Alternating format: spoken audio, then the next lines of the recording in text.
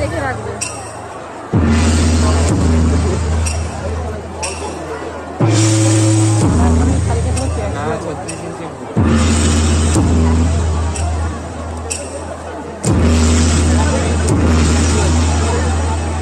মন্ত্রী, দেশের অবস্থা খুবই খারাপ।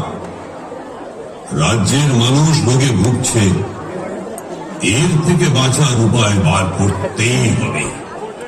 হ্যাঁ রাজা মশাই, শুনেছি। তবে পরিবেশ দূষণের ফলেই যে এই রোগ হচ্ছে তা আমরা বুঝতে পারছি, কিন্তু রাজ্যের